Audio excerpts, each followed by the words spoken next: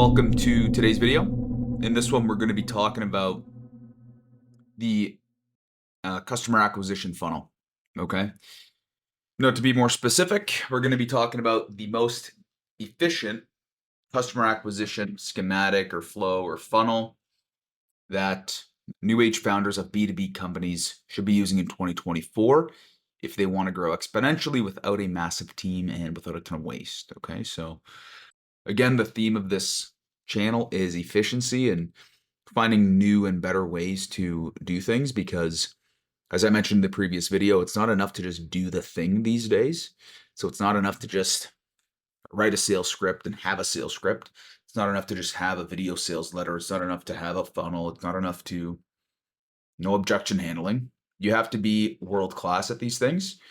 And that's the way that you extract the most out of your activities, which is the highest efficiency. Okay, so let's jump in. What do I mean by funnel schematic or flow?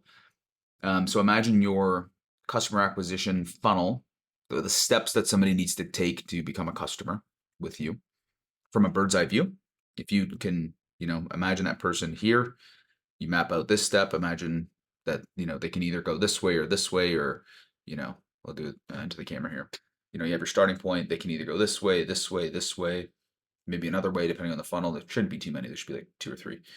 And then from each of those points, they might go to another 1 or 2 points, and so on and so forth. So we map out the logic and the conditional logic, basically, and all the possible pathways that somebody can follow to become a customer. That's going to follow like a top, middle, and bottom of funnel framework. It's just an easier way of visualizing and architecting your funnel. So yeah, that's actually a huge step in building a well done funnel, is designing it, architecting it in something like Figma or Lucidchart and mapping out all of the steps and the conditional logic to go along with those steps. Okay. If you do that, then you know exactly what you need to build. You're not scrambling to do all these different tests. You're not scrambling to think, hey, what do I need to do next when you're building your funnel? You're like, oh, okay, cool. The person comes to the website. Where do they go from here? No, you just have that all built out. So if you're not doing that right now, if you are a business that sells online, that generates leads online, audit your current funnel, map it out using Figma or Lucidchart, share it with me, and I will show you what needs to change. I'm not selling anything, so map out your funnel schematics. I will audit them personally and show you how to change them and make them better and more efficient. So the funnel is going to be divided into 3 core parts with ancillary parts that each serve a purpose. So those ancillary parts are going to be things like retargeting, email flows,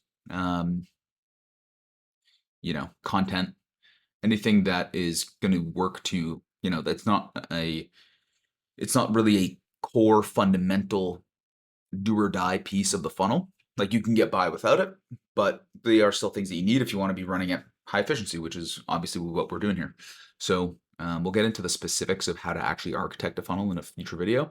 Again, these first few are going to be a little bit more general. We need to kind of introduce ideas, and then we can get into specifics. But nevertheless, you're going to have your top, middle, and bottom of funnel. Top of funnel is meant to generate a lead. Middle of funnel is meant to warm up that lead and generate interest. Bottom of funnel is meant to generate need and action. Okay. So think of top of funnel as ads, middle of funnel as video sales letters, webinars, sales pages, and think of bottom of funnel as, sales, or if you're running an automated funnel, just like pricing pages, checkout pages. Now, as I mentioned, ancillary elements, retargeting, email nurtures, and social content, along with others, depending on the type of business and offer that you have. This is going to help to generate more touch points with your leads. If you haven't heard of the 7-11-4 rule, I would look it up. I'll explain it briefly here. Google did this study, and on average, they found that people will spend 7 hours, 11 touch points across 4 different channels engaging with your company before they make a buying decision. So this is, of course, an average, and some will be less, some will be more. But you want to generally follow this rule and have these this amount of touch points available and the content available that somebody can consume 7 or more hours of content related to your offer and your business. And you want to have multiple channels that they can consume it across. So you want to have your site or funnel, you want to have YouTube, you want to have Instagram, you want to have Twitter, X, LinkedIn, email. All these different channels are going to help to get those touch points up and help you close more deals. And yeah, let's get into kind of the meat of the video here. So how can you actually go ahead and make the funnel more efficient? These are some somewhat actionable steps that you can kind of do right now. We're not going to get into specifics again on this video, but firstly, you're going to want to use high leverage, well done sales assets. This is going to be for the middle of the funnel. Okay. A well-written sales letter in VSL can generate millions of dollars. I've seen this. I've done this.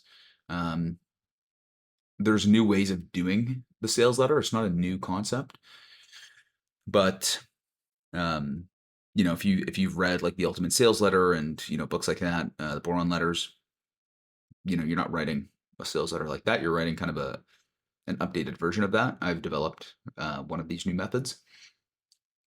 So that's one way. Look up how to write sales letters, read the Boron Letters, read the Ultimate Sales Letter to get familiar with sales letters. Again, I'm not a big believer in like doing a thing before you learn about it. I know a lot of people say just do and then learn later. I disagree.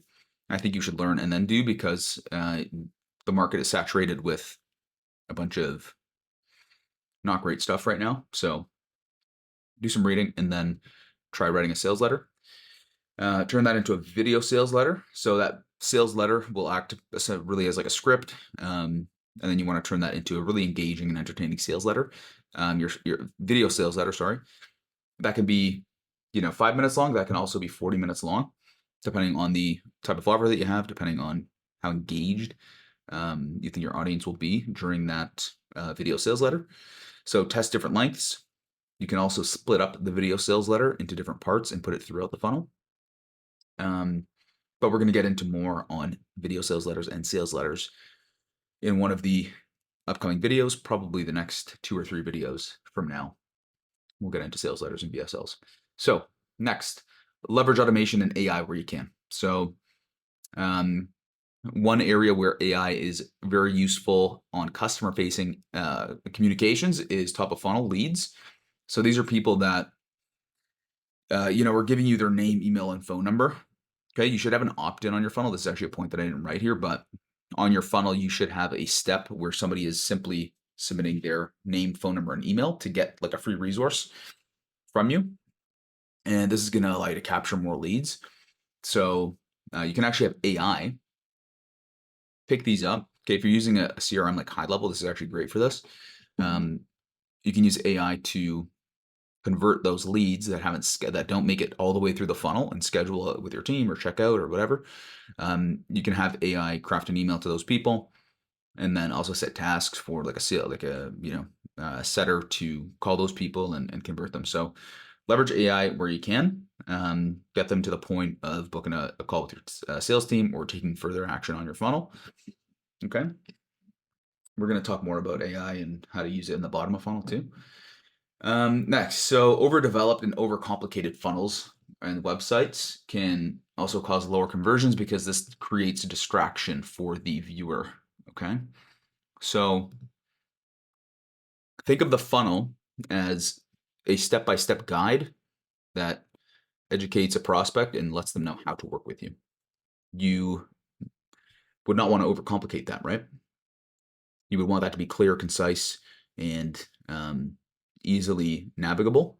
So keep the funnel relatively simple and easy for the prospect to follow such that they do not get distracted. That one's pretty straightforward.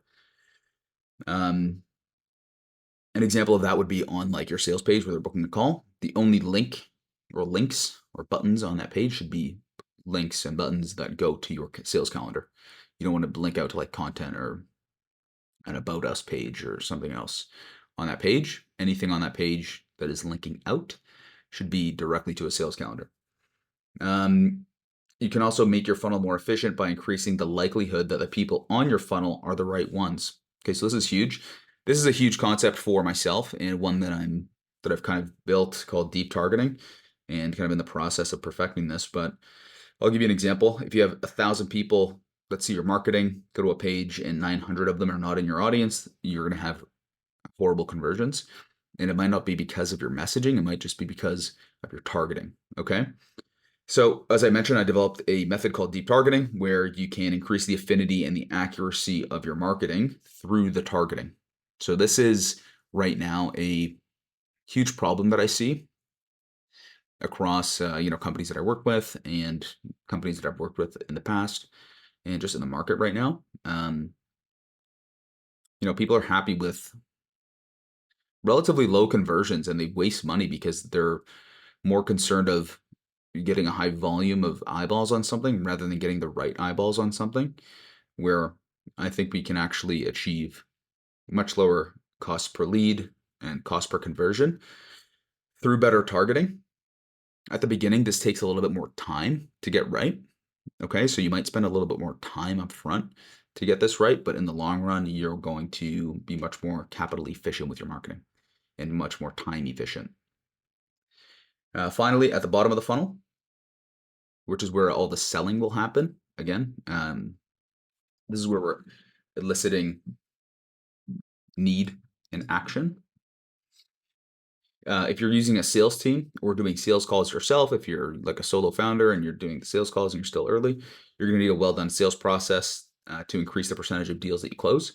So if you're not using a well thought out sales structure, not necessarily a script, I think scripts are a little too far, but if you understand a high converting sales structure and you can be adaptable on each call and to each person that you speak to, you need to learn how to read people.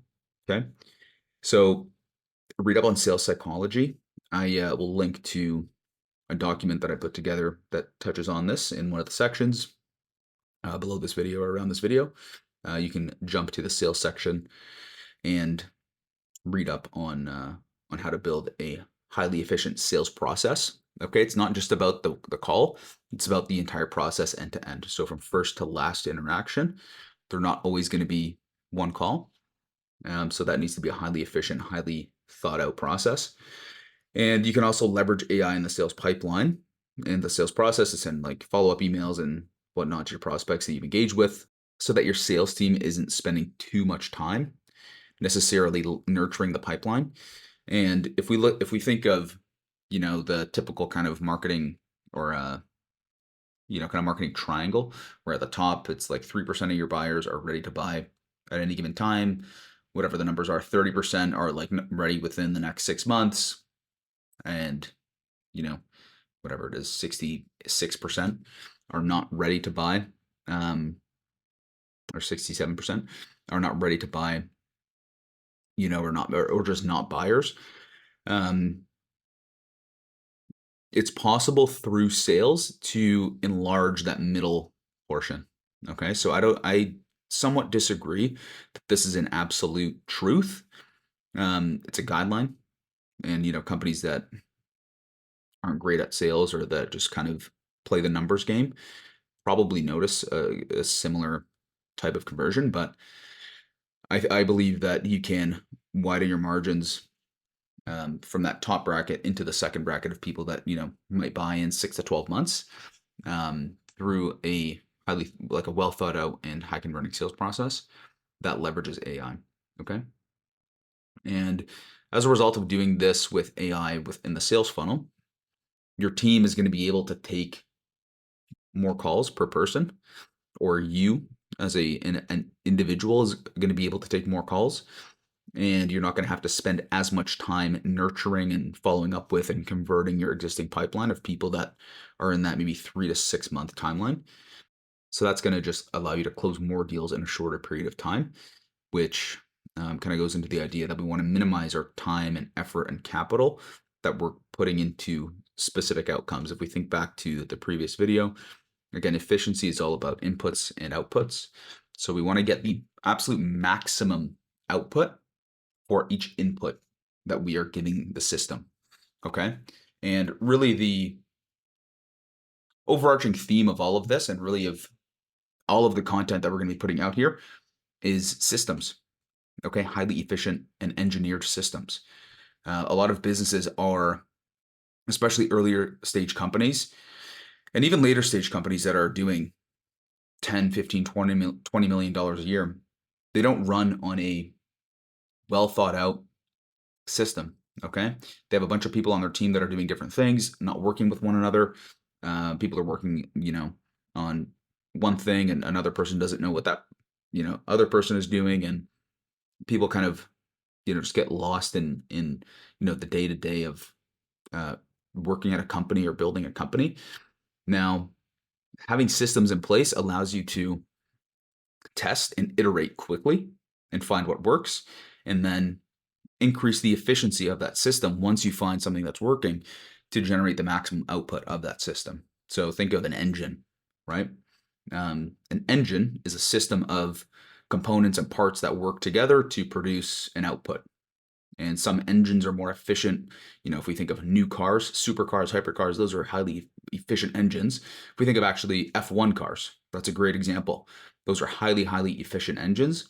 Whereas a car from the 1920s is not an efficient engine. Okay. So think of, your business as an engine that needs to go from a 1920s engine to a Formula One car engine. Okay. We're just trying to reduce the amount of inputs and extract the maximum amount of output from what we're doing. Okay. So this has been a bit of a longer video, so I'm going to cut it off here, and I will see you in the next one. Thank you.